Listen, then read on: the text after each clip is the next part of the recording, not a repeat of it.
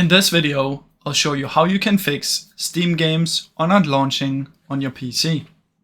The first thing you want to try is right-click on the game that you're having trouble with, go to Properties, Install Files, and verify integrity of game files.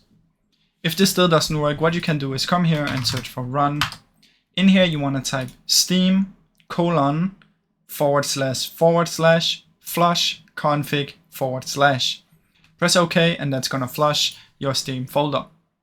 If that still doesn't work, what you can do is you can right click on the game, go to Manage, Browse Local Files, then we want to find the .exe folder. Now for the Counter-Strike it's a little difficult, but usually when you do that there will be an exe folder directly in here. But for the Counter-Strike we want to head over to Game, Bin, Windows 64, and here the exe is. What you want to do is you want to right click on it, Properties, Compatibility, and activate these two. Press Apply and OK, and then try and launch it. Now, as a last resort, what you can try is you can try and update your graphics driver. So search for Device Manager. In here, find Display Adapters, right click on it, and Update Driver. Now, after you've done all of this, I suggest you try restarting your PC and then see if it works now. Now, I really hope you enjoyed this video.